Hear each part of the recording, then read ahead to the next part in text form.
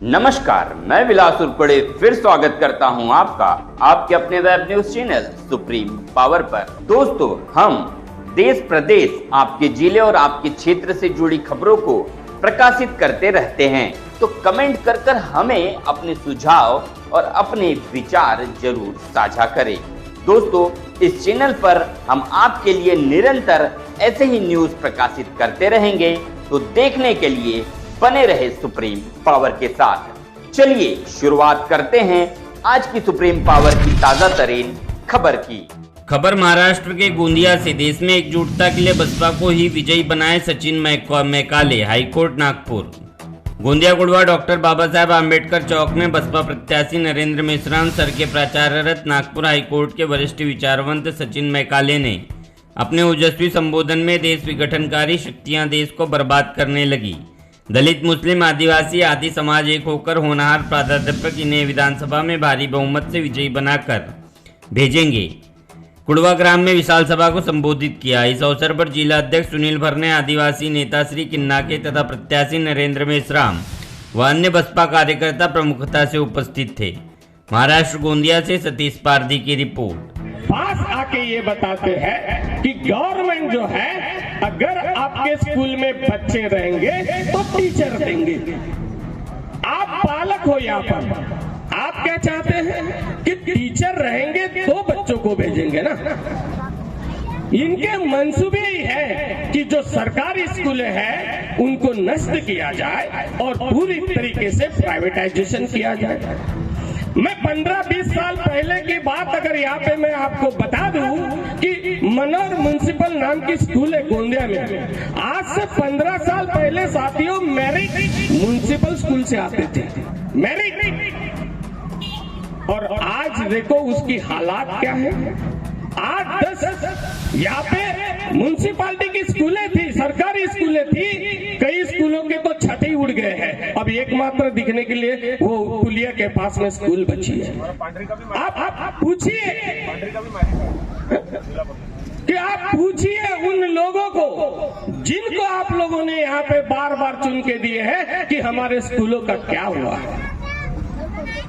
अब यहाँ पे अगर बात आती है कि प्राइवेट स्कूलों की, इन लोगों को लगता है कि प्राइवेटाइजेशन करने से बहुत विकास होने वाला है। आप पूछिए प्राइवेट स्कूल में कोई टीचर कितना पेमेंट मिलता है जी उसको? 8,000, 10,000। मतलब वो खाएगा पिएगा और बस रहेगा। टीचर एक सामान्य व्यक्ति हूँ, सामान्य व्यक्ति की क्या क्या समस्याएं होती है मैं भली भांति जानता हूँ, क्योंकि शिक्षा की समस्या हमारी है, स्वास्थ्य की समस्या हमारी है, रोजगार की समस्या हमारी है, ये व्यापारी लोगों की समस्या नहीं है। इसीलिए इन लोग शिक्षा पे कभी ध्यान नहीं देते, इसीलिए इन लोग कभी स्वास्थ्य पे ध्यान नहीं देते, इसीलिए ये कभी रोजगार यहाँ पे पैदा नहीं करते हैं। तो आने वाले दिनों में अभी एक ज्वलंत मुद्दा आया था हमारा SC ST के आरक्षण का। न्यायालय ने हमारे दरवाजे बंद कर दिए। न्यायालय कहती है कि SC ST के आरक्षण पे अभी कोई चर्चाएं नहीं होगी। कहाँ जाएंगे आप लोग?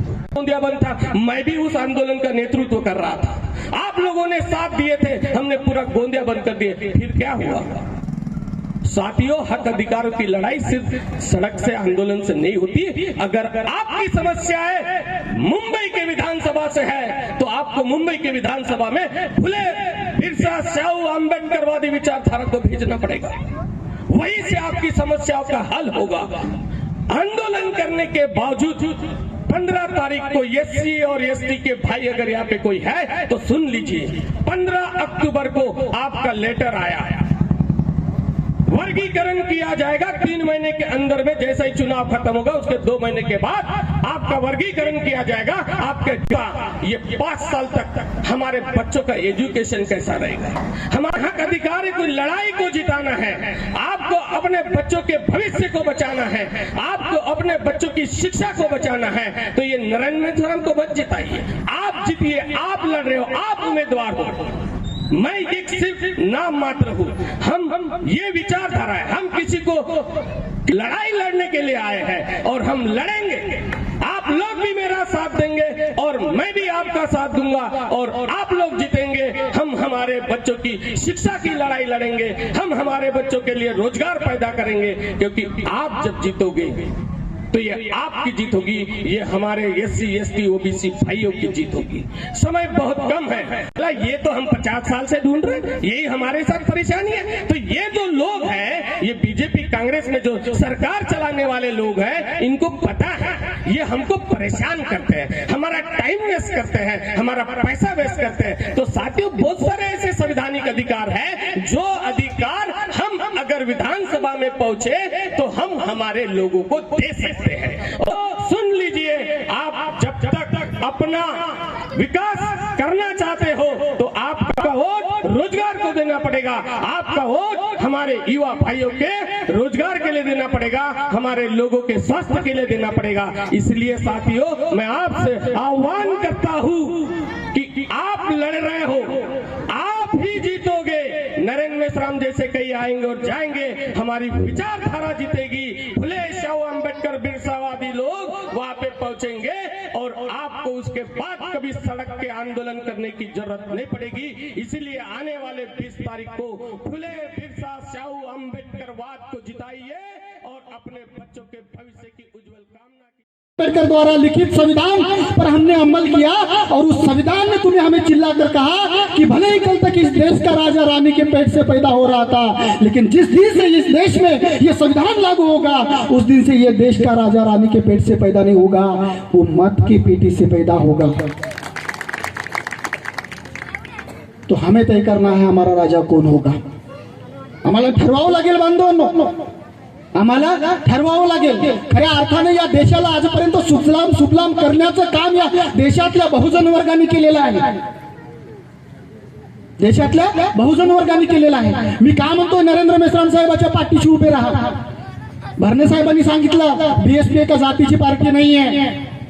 BSPचे फाउंडर मान्यवर कांशीराम साहेबांचं एक वाक्य होतं की जिसकी जितनी संख्या भारी उसकी उतनी हिस्सेदारी।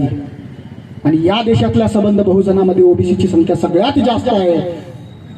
तर BSPच्या स्थापनेमागचा उद्देश काय होता हे तुम्ही आम्ही समजून घेतलं पाहिजे। ही एका जातीची पार्टी नाहीये, ही एका धर्माची पार्टी नाहीये, ही एका रंगाची पार्टी नाहीये, ही पार्टी आहे विचाराची, ही पार्टी आहे विचाराची।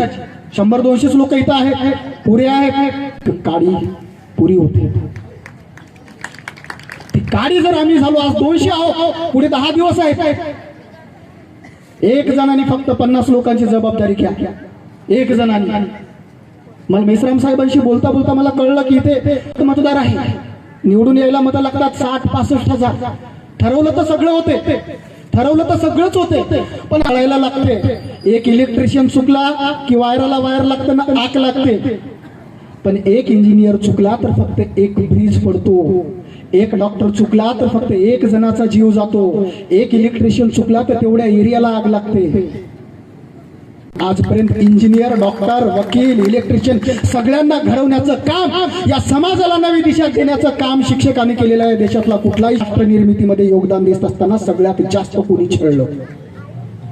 डॉक्टर बाबासाहेब आंबेडकरला इथल्याच लोकांनी पराभूत केला हाताशी धरून 52च्या सार्वत्रिक निवडणुकीमध्ये, पण ते डॉक्टर बाबासाहेब आंबेडकर होते। बाबासाहेबांनी पराभव मान्य केला नाही। भंडाऱ्यात हारले ना बाबासाहेब लोकसभेला, बाबासाहेब मुंबईतून लढले। काय केलं काँग्रेसनी? बाबासाहेबाच्या पीएला उभं केलं, कचरोळकर त्याचं नाव, पीए बाबासाहेबाची पीए होत। हाती जरी बसला ना तरी गाढवापेक्षा मोठा असतो। जमात मानलेलं नाही, तर आजपर्यंत काँग्रेस सत्तेत येत गेली, बीजेपीने त्यांना हाताशी धरलं, त्यांना गाजर दाखवलं धर्माचं। आणि विचाराच्या लढाईमध्ये जात आणि धर्म पाहल्यात जात नसतो। मेरा ये ईमानदारी से सभी लोगों से कहना है कि हम ना आस्तिक हो ना नास्तिक हो, हम वास्तविक हो। हम ना आस्तिक हो ना नास्तिक हो, हम वास्तविक हो। जो अच्छा लगे उसे ग्रहण करो, जो बुरा लगे उसे छोड़ दो, फिर वो इंसान हो या कर्म हो, जात हो या धर्म हो।